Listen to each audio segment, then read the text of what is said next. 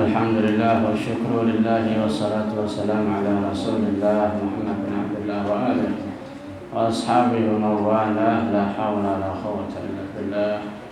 Rabbi shrah li sadri wa yassir li amri wahdul qalbi wa saddid lisani bihaqqi nabiyyina Muhammadin sallallahu alaihi wasallam. Allahumma inna nas'aluka al-futuh wal munuh wal rusukh wa taubatan nasuh wa salahal jasadi wal ruh. Halaman 17 paling bawah. Halaman 17 sebelah kiri.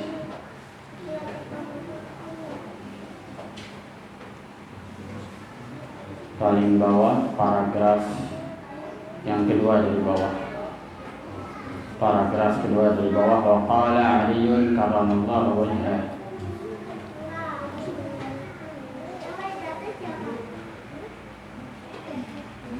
Bismillahirrahmanirrahim. Qala al-musannif Asy-Syaikh Muhammad Hashim bin Asy'ari radhiyallahu anhu wa nafa'ana bihi bi ulumi fid dharain amin. Wa qala Aliyyun karramallahu wajhahu. Dan berkata Al-Imam Ali karramallahu wajhahu.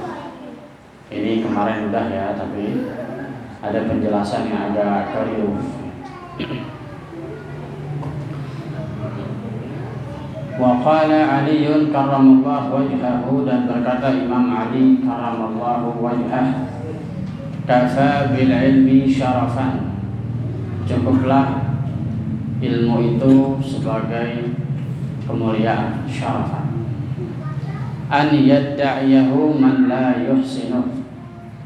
Ini kemarin kita mengartikannya orang yang tidak mengindahkan ilmu, maka dia akan menjauhi ilmu tersebut atau ahli ilmu. Itu keliru terjemahannya. An yadda'iyahu, maka di sini saya ulang lagi. An yadda'iyahu itu idda'a, yadda'i artinya mengaku-ngaku. Idda'a, yadda'i. Ya, jadi bukan menjauhi tapi mengaku-ngaku. Kalau menjauh itu wada'a yada'u. Wada'a yada'u. Pasti bacanya an yada'ahu. An yada'ahu, enggak ada ya-nya. Tapi di sini yadda'iyahu. Karena ada ya di antara ain dan ha.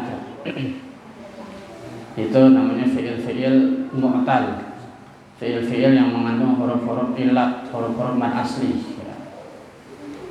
Kata kerja di dalam bahasa Arab yang mengandung huruf-huruf mad asli alif, waw, ya. Jadi kalau kita baca wada'a, maka di fi'il yang kedua dibaca yada'u. Begitu juga wada'a, meletakkan, wada'a, maka dibaca yada'u. Waw ini hilang, waw yang pertama. Tapi kalau di sini yadda'iyahu asalnya da'wan. Kemudian idda'a yadda'i artinya mengaku-ngaku. Karena kemasukan an di depan itu an yadda'iyahu, ay yadda'iyahu. An yaitu yadda'iyahu, mengaku-ngaku akan ilmu itu. Man la yuhsinu, siapa orang yang tidak mengindahkan ilmu. Bisa dimengerti nggak nih kalimat? Secara harfiah maka kita masih bingung pasti ya. Kafa bil ilmi syarafan, cukuplah ilmu itu sebagai kemuliaan. An yadda'iyahu man la yuhsinu, yaitu mengaku-ngaku terhadap ilmu tersebut siapa orang yang tidak mengindahkan ilmu. Maksudnya apa? Banyak begini, banyak orang yang tidak punya ilmu dan tidak pernah mengindahkan ilmu, ngaji juga kagak, tiba-tiba muncul di sosial media sebagai ahli ilmu, ngomong, membuka satu khazanah, ternyata keliru. Ya, dia nggak baca dulu rujukannya, dia nggak mengaji kitab secara muttasil sanad, secara mata rantai keguruan, ya. Taruh dia pernah nyantren atau pernah ngaji kayak kita begini, tapi pemahaman masih dangkal. Terus dia bicara banyak di sosial media. Nah, ini bahaya. Maka an yadda'iya itu mengaku-ngaku man la yuhsinu, orang yang tidak mengindahkan ilmu. Orang yang punya ilmu itu udah cukup mulia. Tapi orang yang nggak punya ilmu biasanya ngaku-ngaku karena omongannya banyak. Ya. Ngomongnya banyak, jadi ngaku-ngaku berilmu. Artinya karena dia nggak punya kemuliaan ilmu itu sendiri, sehingga dia harus mengangkat dirinya buat supaya dirinya itu mulia. Berbeda dengan orang yang punya ilmu. Memang dasar dia sudah punya kemuliaan, dia sudah merasakan indahnya belajar, baca buku, baca kitab, baca referensi yang banyak. Satu waktu dia menyampaikan ilmu dengan rujukan-rujukan referensi yang berbobot, ya. Tapi orang-orang yang tidak mengindahkan ilmu, ngaji juga nggak mau. Misalkan pun ngaji juga sebentar, ilmunya tanggung, tidak pernah bersambung dengan guru, tiba-tiba pengen ngomong di sosial media, ngomongnya banyak. Itu yaddaiyah. Ya. Jadi orang-orang yang ngomongnya banyak di sosial media sebetulnya adalah orang yang tidak mengindahkan ilmu, nggak pernah mau belajar. Sekarang lagi ramai kasus-kasus itu kan, ya. Yang lagi ramai di sosial media apa kita banyak tahu. Ya. Bahkan ada asatis muda bicara soal jin, soal roh, tanpa referensi yang berbobot yang jelas. Kemudian dibantah oleh santri-santri dari Sidogiri yang memang ahli kitab. Ya. Ternyata keliru semua itu. Yang ngomong masalah jin itu, ya, ngomong masalah jin, ngomong masalah roh itu keliru. Ya, ilmunya sedikit, hanya karena satu kasus dua kasus dia bisa hadapi, kemudian dia viral. Ya. Gara-gara viral itu akhirnya dia orang percaya kepada dia, ya, karena dia pernah menyelesaikan satu dua kasus. Dalam satu hal tertentu dia bisa menyelesaikan satu perkara, tapi ketika dia berbicara di luar kapasitas, nah itu orang-orang itu akhirnya nggak tahu lagi, nggak tahu kalau dia sudah keliru, karena terlanjur si netizen ini, para pecinta sosial media menganggap dia ini benar. Repot nggak tuh? Yang lagi ramai tuh ngomongin masalah jin begini, jin begitu, kena santet, kena sihir. Ada lagi yang begini, ada orang sakit nggak baik-baik, nggak sembuh-sembuh. Begitu jimatnya dikeluarin, dibuang, dibakar, penyakitnya langsung baik. Banyak nggak yang begitu? Ya, banyaknya nggak usah disebutin ya. Ketika dia berbicara di luar kapasitas, bahkan baca kitabnya belepetan. Cuma dia bisa barangkali meruqyah, barangkali ya. Kemudian dia bisa barangkali mengobati orang pakai air syariat, atau bisa berdoa, atau bisa baca ayat ruqyah. Ya. Hanya karena satu kasus dua kasus dia selesaikan, masyarakat terlanjur percaya. Ketika dia ngomong di luar kapasitas, ngomongin ilmu, itu bukan kapasitas dia. Masyarakat terlanjur percaya gimana? Ya. Maka harus kita belajar itu muttasil, bersanad. Harus punya rujukan, harus punya guru. Ya. Masih banyak ulama-ulama yang bisa kita percaya secara mata rantai keilmuan. Kita lihat dulu dia pernah belajar dengan siapa, belajarnya di mana, apakah tempat dia belajar itu sifatnya muttasil, bersambung, gurunya dengan guru-guru ulama-ulama yang lain. Kita harus lihat dulu. Ya. Udah terlanjur banyak orang-orang terlanjurnya top sekarang. Maka kita saring dulu, kalau bisa kita nanya dulu sama guru itu benar nggak apa yang dia omongin, ada nggak referensi, rujukan, jangan langsung percaya begitu aja. Bahkan kata Nabi SAW di dalam kitab Riyadhus Shalihin, kitab Riyadhus Shalihin tahu ya, kitabnya Imam Nawawi, itu yang biasa dikaji orang-orang tua kita. Satu waktu Nabi SAW ketika berkumpul sama sahabat, Nabi ngomong gini, saya diperlihatkan, kata Rasulullah SAW, di dalam penglihatan saya, yaitu ada satu kumpulan para nabi dan beberapa orang pengikutnya. Ada seorang nabi, cuman pengikutnya satu atau dua atau tiga.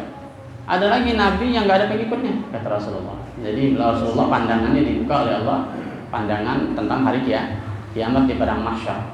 Ada lagi satu kelompok nabi dan pengikutnya banyak sekali. Saya kira itu umat saya, kata Nabi SAW. Akhirnya kata Jibril, bukan, itu dia adalah Musa dan umatnya. banyak banget umat, sampai Nabi kagum, wah banyak sekali. Tapi kata Jibril, kamu lihat ke satu ufuk, ya, satu ufuk itu semacam dataran tinggi. Kamu lihat di situ orangnya lebih banyak dari orang yang kamu lihat tuh di bawah tadi. Maka sama Rasulullah dilihat ada 70.000 orang yang masuk surga tanpa hisab. Kata Jibril, hadhihi ummatuka, ini adalah umatmu. Berapa orang itu Jibril? Dia 70.000 orang. Kenapa dia? Dia akan masuk surga tanpa hisab. Siapa dia?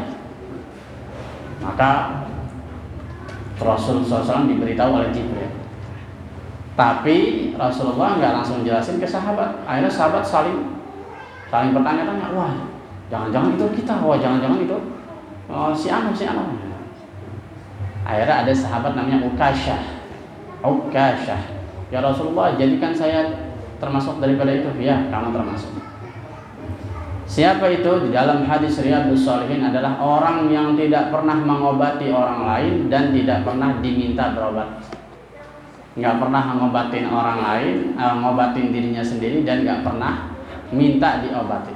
Kalau lagi sakit, dia nggak pernah ngobatin dirinya sendiri, dalam arti memaksa ya. Kalau berobat minum Panadol nggak apa-apa. Tapi kalau kita tuh kalau lagi sakit ya sakit aja. Minum obat aja, jangan ya Allah berikanlah kesembuhan. Ya Allah ini kapan baiknya? Nggak usah. Jadi sakit ya sakit aja, namanya manusia, terus minum obat normal. Dengan sebab obat ini mudah-mudahan saya jadi bisa ngaji, pilek saya hilang, kan enak kalau pilek hilang. Udah yang datar-datar aja doanya. Jangan ya Allah, seandainya sakit ini nggak baik, cabutlah nyawa saya. Nah, orang yang begini tidak termasuk 70.000 orang itu. Maka kata Rasulullah, orang la yarqun wa la yastarqun, tidak pernah berobat dan tidak pernah minta diobatin. Tidak pernah berobat dan tidak pernah minta diobatin. Tidak pernah berobat memang nggak boleh ke rumah sakit, haram dong. Bukan begitu maksudnya. Tidak pernah berobat itu maksudnya minum obat sekedarnya, tapi doanya nggak panjang-panjang. Sakit begitu doang aja doanya panjang. Ya Allah, batuk nggak baik-baik ini, leher gue putus dalam mana. Ya Allah, demam berat banget ini, anak gua pada sekolah kerja udah libur 2 minggu, terus saya mau cek gitu ya. Ada orang datang cerita lagi. Itu yarqun wala yastarqun. Dalam hadis Riyadhus Shalihin tidak pernah dimintai diobat. Apalagi ya minta air tuh ke dukun sana berobat. Apalagi ke kiai, saya lagi sakit nih. Ya. Kalau kiai yang bijak ya saya lagi sakit ya, orang juga saya juga bisa sakit kalau lagi sakit. Udah tungguin aja, sabar. Kalau mau minta obat ya minum Panadol di warung banyak, puyar bintang 7 itu juga ampuh kan. Habis minum puyar kalau demam tuh kurban aja tuh pakai selimut, baik besok. Ya. Jadi doanya nggak usah panjang-panjang gitu. Nah, orang-orang yang pasrah semacam ini itu masuk surga tanpa hisab. Kalau kita termasuk, kalau enggak ya nggak termasuk. Nah. Kemudian dulu ada perempuan paruh baya, ibu-ibu hampir nenek-nenek tapi masih ibu-ibu muda, tapi udah janda zaman Rasulullah. Namanya Siti Mutiyah. Ya, Siti Mutiyah kita pernah dengar kisahnya. Kata Rasulullah, di satu desa ada perempuan paruh baya, dia ahli surga. Akhirnya salah seorang sahabat penasaran, siapa tuh? Didatang itu, nanya-nanya. Ya dijadi padang, dicari-cari Siti Mutiyah mana? Janda gini-gini. Oh, boleh nggak saya menginap di rumahnya? Boleh. Kalau zaman dulu tuh udah biasa, jadi rumah ada satu rumah buat nginap, jangan dibilang satu rumah, salah paham Pak. Nah ini salah seorang sahabat tapi bawa budak supaya nemenin biar ada mahramnya. Dilihat itu malam itu perempuan tidur, paginya biasa nimba air masak, kagak ada yang istimewa selama 3 hari. Balik lagi tuh sahabat, ya Rasulullah, saya udah ketemu namanya Siti Mutiyah, biasa-biasa aja. Rasulullah ketawa, emang kenapa? Iya saya penasaran, engkau bilang dia ahli surga. Terus ngapain diteliti kata Rasulullah? Ngapain dicek? Enggak, saya penasaran kok bisa engkau bilang dia ahli surga tanpa hisab. Emang apa istimewanya? Kata Rasulullah, ketahuilah ketika dia sakit dia tidak pernah minta sembuh. Ketika sakit tidak pernah minta sembuh, amalan yang luar biasa. Nah kita tahajud tiap malam tapi ngeluhnya sembako, sholatnya rajin, wirid, Wirid itu juga bukan wiridnya orang wirid, wiridnya wirid orang stres. Kalau lagi stres banyak banget wiridnya. Kalau lagi senang malu pak. Lagi ada film apa yang di bioskop yang kira memang pengabdi setan luar. Wah ayo nonton. Kalau lagi stres, wiridnya panjang beneran. Tasbihnya nggak berhenti. Tapi bagus-bagus saja ya. Bagus-bagus saja, bukan berarti jelek. Justru Allah bilang fafirru ilallah. Kalau lagi pusing, berlarilah kepada Allah. Nggak apa-apa itu bagus, tapi itu standar. Islam yang standar, tapi bagus daripada pusing ngumpul yang kagak-kagak. Itu penting.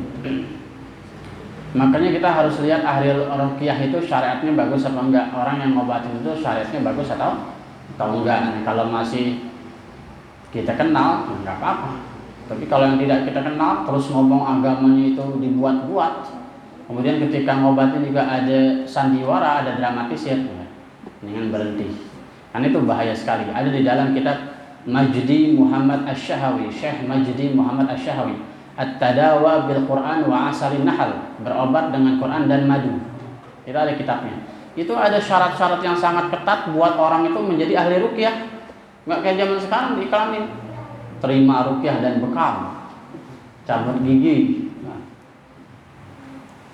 Mendingan jujur aja. Buka pijat urut itu jujur itu. Ya, buka pijat urut itu jujur. Kalau terima bekam, terima apa lagi? Ruqyah, wah, udah bawa agama. Kalau urut kan orang Buddha juga bisa urut. Urut itu kan dari Hindu Buddha. Ya, dari orang Cina, orang Tibet segala macam. Gitu. Nah, ketika kita itu salah berobat, ya udah. Ditambah lagi nanti dipersulit lagi. Beli minyak za'faron 9 juta. Itu di kamar mandi ada kuntilanak loh. Tambah ribet lagi ya. Udah lagi pusing berobat, dibikin tambah pusing. Wa kafa bil jahli zaman, dan cukuplah kebodohan itu sebagai kehinaan. An yatabarra' minhu man huwa fih. Kalau kemarin kita mengartikan orang yang dekat sama dia aja nggak mau dekat, bukan. An yatabarra' minhu man huwa fih. Yatabarra' itu berlepas diri, minhu itu kembali kepada jahil, kembali kepada kebodohannya. Man huwa fih yaitu orang yang bodoh itu. Maksudnya gimana? Orang yang bodoh itu udah tahu bodoh itu sebuah kehinaan, tapi dia sendiri nggak mau dibilang bodoh. Mana ada orang mau dibilang bodoh? Nggak ada kan? Ya. Jadi cukuplah kebodohan itu kehinaan, bahkan si bodoh sendiri nggak mau dibilang bodoh. Nah kalau kita nggak mau dibilang bodoh, jangan jadi orang bodoh, maksudnya begitu. Wansyadda fi maknahu, dan bernasyid, bersyair di dalam memaknai itu. Kafa syarafan bil ilmi dakwahu jahil. Cukuplah kemuliaan memiliki ilmu, dakwahu jahil, maka akan mengaku-ngaku, yaitu orang yang bodoh. Orang yang bodoh mengaku-ngaku punya ilmu ya. Itu nggak usah dijelasin panjang lebar ya, kita bisa lihat sendiri fenomenanya, kita bisa nimbang ya. Jangan karena 1-2 kasus dia selesaikan kemudian kita percaya mentah-mentah selanjutnya dia bicara tentang agama, apalagi nanti udah ngomongin fikih sekarang, wah repot lagi nanti. Takutnya dia beda mazhab. Syukur-syukur kalau bagus mazhabnya masih satu.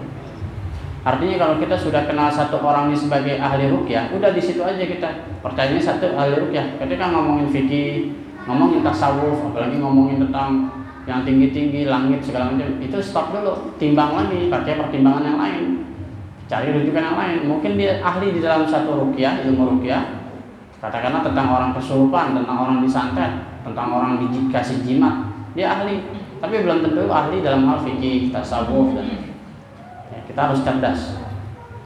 Wa yafrahu in amsa ila ilmi yunsabu, dan bergembiralah ya, in amsa di sore hari, ila ilmi yunsabu, seseorang yang dinisbatkan kepada ilmu ya, orang yang punya ilmu maksudnya. Wa yakfi khuyulan bil jahalati, cukuplah apes sial bil jahalah, yaitu dengan kebodohan. Annani ara'u, bahwasanya aku takut. Ara'u itu akhafu, saya takut ya. Si penyair ini ya. Mata unsabu ilaihi wa aghdabu, di mana kebodohan itu dinisbatkan kepadaku. Wa aghdabu, dan aku tidak suka, takut benci kepada kebodohan. Jadi saya ini takut sekali kalau kebodohan itu dinisbatkan kepada saya. Maksudnya saya takut banget kalau Allah itu menganggap saya ini bodoh sebenarnya. Saya takut banget, kata si Sayyidina Ali bin Abi Thalib. Terus wa qala Zubair, lanjutannya. Wa qala Ibnu Zubair, berkata Ibnu Zubair. Ibnu Zubair maksudnya adalah Abdullah bin Zubair. Ada 18. Anna Abu Bakrin, bahwasanya Abu Bakar, maksudnya Khalifah Abu Bakar. Kataba ilayya, menulis kepadaku, wa ana bin Iraq, pada saat aku di Irak, di Baghdad. Di Irak itu ya nggak bisa di Baghdad, saya di Irak, di negara Irak. Bisa di Baghdad, bisa di Kufah, bisa di Basrah, 3 kota besar di Baghdad pada zaman Khalifah Abu Bakar Siddiq. Ketika Abdullah bin Zubair di Irak, ketika jadi gubernur, ya, jadi Abu Bakar Siddiq sudah jadi khalifah. Lalu si Khalifah Abu Bakar ngirim surat ke Abdullah bin Zubair yang ada di Irak, di gubernur, di kekuasaan. Jadi pada zaman dulu itu Madinah itu pusat kota, bukan negara, seperti negara, dia pusat kota negara. Kemudian itu yang namanya Irak, yang namanya Syam, yang namanya Yaman, yang namanya sampai Eropa, itu kota-kota jatuh. Pusat kotanya di Jakartanya itu Madinah. Nah sekarang pecah-pecah jadi negara. Bahkan di Arab Saudi sendiri udah berapa negara tuh, udah banyak banget. Kalau zaman dulu sampai Irak aja itu kota itu. Ya, jadi pusat kotanya di Madinah, yang lain itu gubernur-gubernur. Luar negeri itu gubernur, sampai Suriah, sampai Palestina itu gubernur-gubernur, bukan negara. Kalau sekarang udah jadi negara. Itu hebatnya Islam zaman dulu. Ya bunayya, wahai anakku. Jadi anakku ini kiasan ya, bukan hakikat, bukan anaknya ini. Tapi ya bunayya, di dalam ilmu kesufian, ilmu tasawuf, seorang guru kalau manggil anaknya wahai anakku itu berarti udah dekat banget. Tapi kalau dibilang wahai muridku masih jauh. Tapi kalau wahai anakku, maka udah ada dekat. Makanya sebagian guru besar dipanggilnya Abuya. Abuya artinya ayahku, ya kan? Kayak di Padang, di Sumatera itu kan manggil Abuya. Artinya seorang guru bukan cuma guru, tapi ngurusin berbagai kebutuhan murid-muridnya sampai dibilang ayahku. Abuya, ayahku. Jadi biasanya guru-guru yang sudah tua, yang sudah sepuh itu dipanggil Abuya, ayahku. Saking apa? Saking semua kebutuhan muridnya dalam berbagai masalah dia bisa selesaikan. Abuya. Jadi di sini ya bunayya, wahai anakku, maksudnya wahai gubernur Abdullah bin Zubair. Saking dekatnya dan saking sayangnya Abu Bakar Siddiq ngomongnya ya bunayya, wahai anakku. Alaika bil ilm, hendaklah kamu memiliki ilmu, hendaklah kamu belajar. Fa innaka idza iftaqarta, sesungguhnya jika engkau itu fakir, ya, miskin harta, karena malan, adalah ilmu itu sebagai harta. Jadi kalau orang itu fakir, kalau dia punya ilmu, ilmu itu sebagai harta. Wa idza staghnaita, apabila engkau itu memang kaya, kana jamalan, ilmu itu sebagai perhiasan. Kalau kita fakir, ilmu itu sebagai harta. Karena dengan ilmu itu kita jadi hati-hati, enggak kayak orang susah-susah banget cara makannya, cara nyari duitnya. Kalau orang susah itu kan artinya orang susah itu orang yang susah, nyari duitnya sampai gila-gilaan, bahkan syubhat haram diterjak. Tapi kalau punya ilmu maka dia seperti kaya, walaupun pas-pasan tapi sangat hati-hati dalam mencari rezeki. Hakikatnya kan jadi kaya hati. Berarti dia cukup dengan hal-hal yang halal. Kalaupun dia emang kaya, dia berkecukupan, dia jadi indah, jadi bagus. Enggak lihat Pak Haji kaya, kontrakan banyak, anak banyak, orangnya soleh baik, wah kita demen banget. Ini kan? Kalau ada maulid dia yang handle, ada ceramah dia yang handle. Amplop kayaknya berapa? 10 orang, 10 juta. Enak kan? Indah kan? Tapi kalau orang kaya kemudian sama tetangganya musuhan, bergede nggak kira-kira? Oh cepat mati aja lu. Kan jadi nggak indah, betul nggak? Wa qala Wahab bin Munabbah. Wa qala Wahab bin Munabbah, siapa ini? Ini Abu Dzar Al-Ghifari yang kemarin. Abu Dzar Al-Ghifari, namanya Wahab bin Munabbah. Kadang-kadang di hadis itu disebutin julukannya, kadang-kadang disebutin nama aslinya. Memang begitu hadis itu. Yatasya'abu minal ilmi, yatasya'abu muncul, tumbuh ya. Minal ilmi, dari ilmu itu apa? Asyarafu, yaitu kemuliaan. Wa in kana sahibuhu dani'an, walaupun pemilik ilmu itu dani'an, hina di mata masyarakat, dia biasa-biasa aja, tapi karena dia punya ilmu akhirnya jadi mulia. Atau kita nih biasa-biasa aja, nggak dikenal-kenal amat sama orang, tapi soleh ya, sholatnya bagus, azannya bagus, qomatnya bagus, baca Quran bagus, kan enak. Orang lihat nih, orang bagus nih, belajarnya beneran nih, nggak asal-asalan. Itu jadi mulia walaupun dia orang biasa, RT bukan, RW bukan, orang kaya juga bukan, biasa aja, tapi orang lihatnya demen. Karena kalau azan nggak bikin pengang, kalau ngomong nggak bikin pengang, kan gitu. Baca Quran juga nggak bikin gedeg orang. Ada orang baca Quran bikin gedeg orang. Baca kencang doang, acak-acakan, waduh pusing dengerin. Ya. Nah itu kita harus hati-hati ya dalam hal ibadah. Makanya kita, kata Nabi SAW, laisa minni man lam yatasanna bil Quran. Laisa minna man lam yatasanna bil Quran. Bukan golongan kami orang yang tidak memperbagus bacaannya dalam membaca Al-Quran, tajwidnya, makhrajnya, jangan asal-asalan. Auzubillahi minasyaitonir. Yang lagi sholat di samping, tuh berisik banget ya orang. Udah kita lagi sholat ngerti lagi kan? Acak-acakan begini baca tajwidnya. Ini kan Bismillahirrahmanirrahim. Alhamdulillah, biasa aja gitu, jangan lebay-lebay banget. Zikir juga gitu, biasa aja. Subhanallah. Biasa aja, apa-apa itu. Khairul umur apa? Awsatuha. Biasa, senang-senang aja. Yang paling penting dari itu semua bukan jumlahnya, bukan suaranya kencang, yang penting bacaannya bagus ya. Karena kalau bacaannya bagus, itu per huruf itu ada malaikat hidup, 20 malaikat per satu huruf. Kalau kita bacanya benar, malaikat itu bangkit beristighfar. Nah, kalau kitanya bacanya asal-asalan, malaikat kabur. Malaikat kabur. Ingat itu kemarin ya, yang hadis tentang apa itu?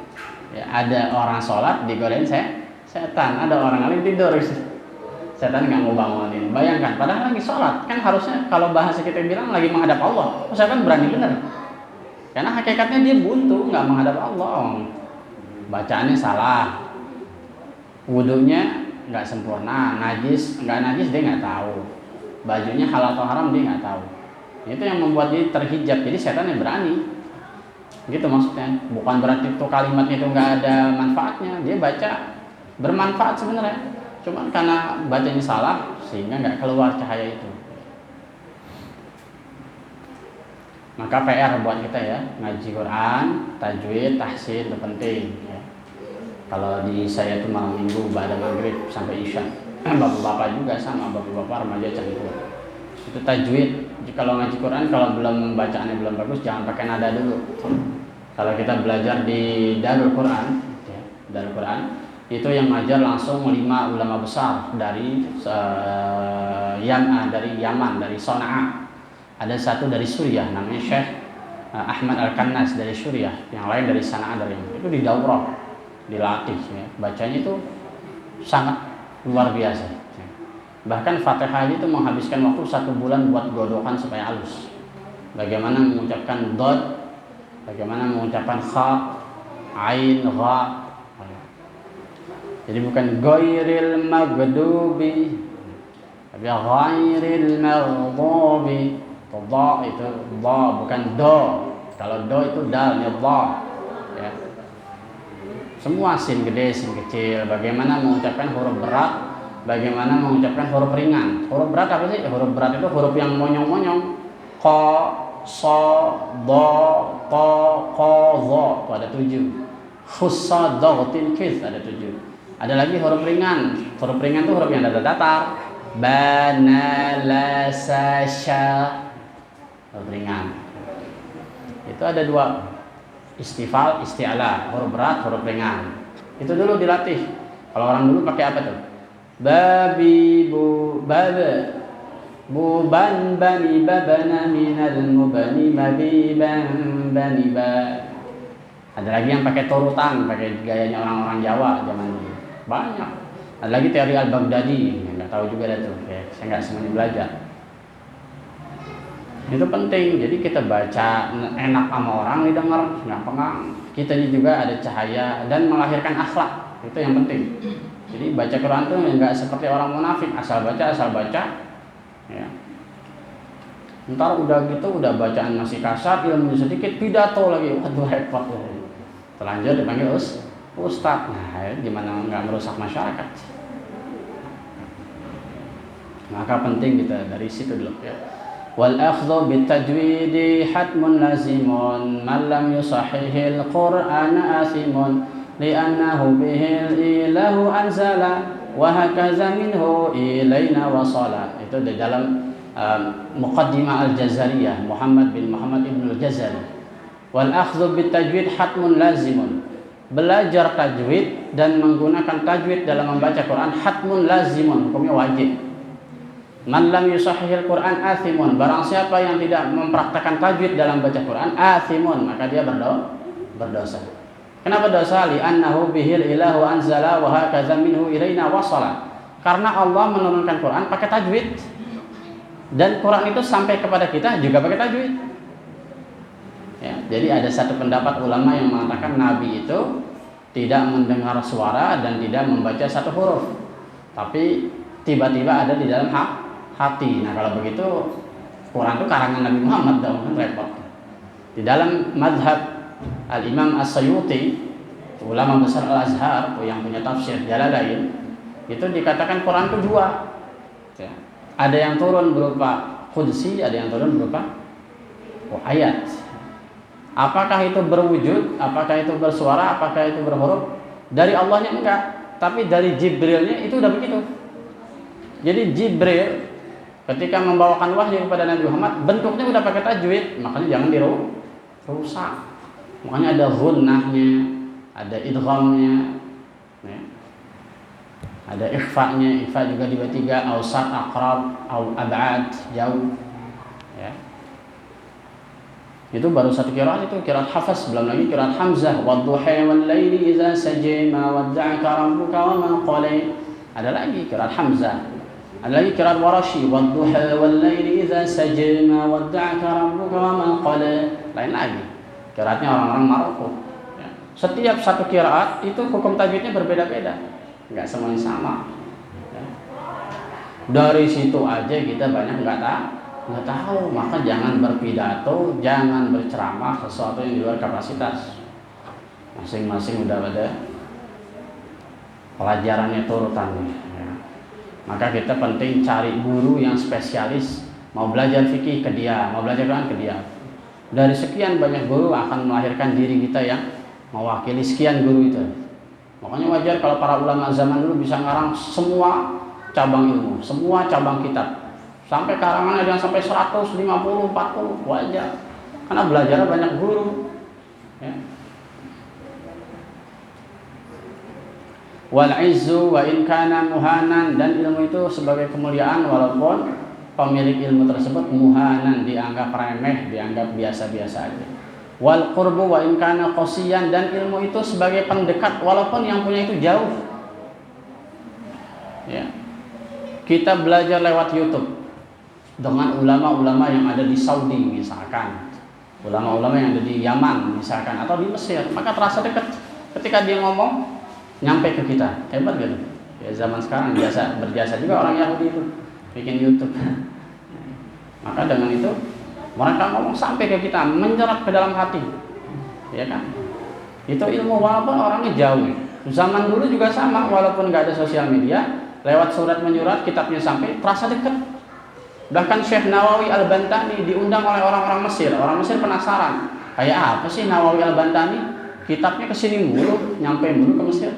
Dipanggillah, diundang. Syekh Nawawi Al-Bantani orangnya kecil kurus, pakai peci hitam, dimiringin lagi. Peci hitam gak ada apa, dimiringin. Orang kecil kurus, ya ibarat orang yang biasa ke sawah. Pokoknya orang yang kucel lah Syekh Nawawi itu. Dia bawa muridnya ganteng nih, badannya gede, putih, pakai imamah, pakai jubah.